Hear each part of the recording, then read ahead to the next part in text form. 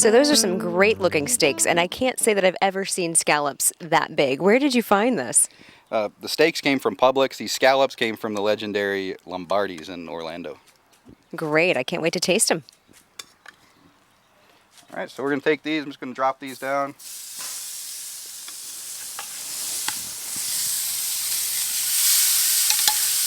we'll put these out. They're going to cook a little quicker, so I'm going to throw those more towards the outside of the fire.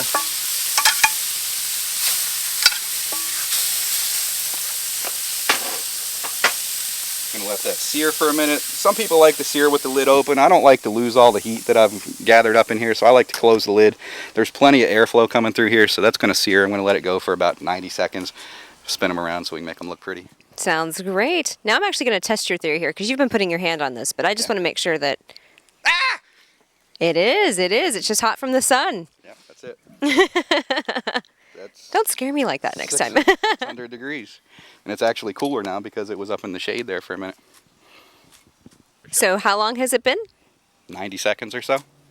That's some very quick cooking. It is quick cooking. All I'm going to do here is rotate it so we can get the nice crosshatch grill marks. So we'll just take this and spin it around a little. The scallops I'm not going to worry about. They're kind of round. They're going to flop around. I'll let them stay on one side, flip them in a minute. Well, Rick, I really love this. It starts up fast. It seems easy to use. It's attractive. It's not an eyesore for the backyard. There seems like there's not anything else that you couldn't do in this. What about vegetables? What kind of side items could we do with steaks and scallops?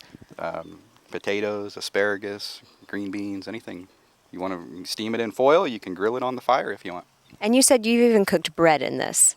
Yep. With the bread, you put the deflector in there, and you use your upper rack and the pizza stone that's right there. The grill comes with a pizza stone, so you heat that stone up along with the grill, and it's just like a brick oven cooking bread. It's amazing. I find that amazing. All right, we're going to flip these over now. All right.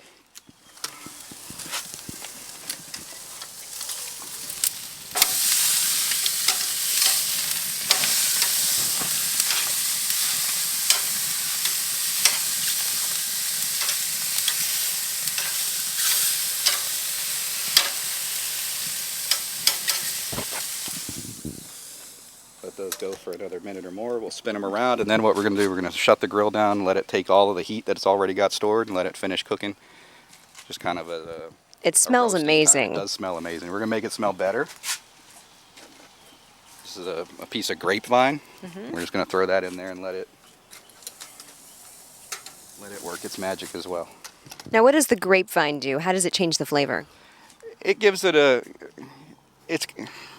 I can't describe the differences in the smoke. Grape, it's kind of a sweet smelling, not as sweet as like peach or something like that, but it's a mild smoke. I'm not using very much. You can see there's not too much coming out of there. Now, how long does it take the grill to cool down once you're all done cooking It takes much longer to cool down than it does to heat up because it's storing all of that energy in there. So I can shut this down if we came back in another 2 hours, it would still be 300 degrees in there. All right, I'm going to spin these one more time. We heated this grill pretty quick for this demonstration. I didn't let these racks get as hot as I probably should have. If I'd left this another 5 minutes, I'd have had much darker sear marks. So I let these run for a couple of minutes on this side. I'm just going to rotate them one more time. They look fantastic. You're right about the sear marks. All right. So they're cooking. They're ready to go. What I'm going to do now, I'm going to turn the grill off. Shut down the airflow on the bottom.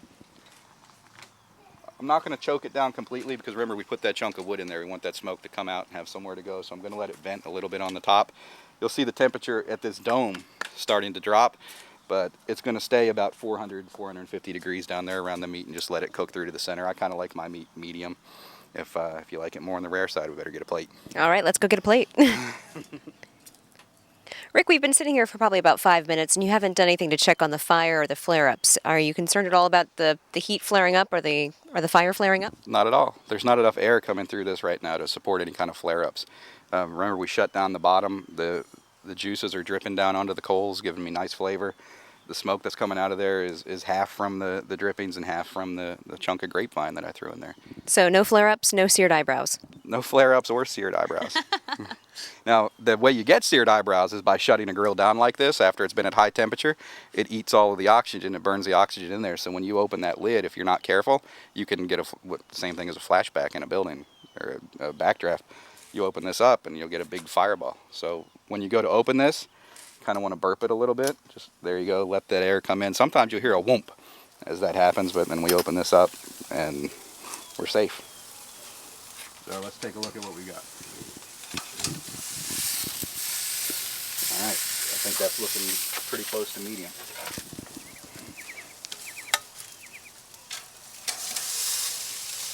Yep. Medium to medium rare. That smells delicious. I can't wait to taste it. Bring these scallops over. I'm going to let them finish up. They need another second or two because I had them outside of the fire. And you can hear that. I mean, that bar is still releasing heat after we shut the grill down a few minutes ago. So it's holding all of that heat in there. All right, we're pulling the scallops off now.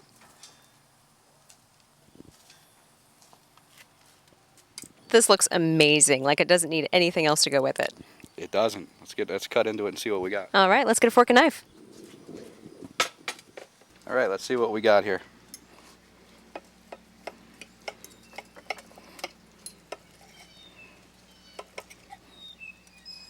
That's just medium, just the way I like it. You can see the juice running out of there. We'll cut this other strip loin side of this one. Same deal, just a little bit of pink, keeps the wife happy, keeps the kids happy. Sounds amazing. I can't wait to try it. You like scallops? Nice, soft, moist. Let's get a plate. All right. So what do your wife and kids think about cooking on the grill these past couple years? Well, if they don't eat what comes off the grill, they won't eat it all. So one of them standing here watching this stuff get cooked probably because he wants some. Everything they get comes off of this grill. I think the only thing I haven't cooked on there is chicken nuggets, but it's cooked plenty of chicken wings and other chicken derivatives. So What's the cleanup like? How easy is it to clean up? That's it. That's it? there's this thing here. Now this is a $15 thing you buy somewhere else, but knock the chunks off. Mm-hmm. That's it. Boil that again before you cook on it. It's ready to go. So the Komodo Kamado, it looks great, starts fast. Rick, I think you've probably got one of the best grills in the world. I like to think so. I enjoy cooking on it, and anytime you're in the area, come by. Absolutely. You can count on it. All right.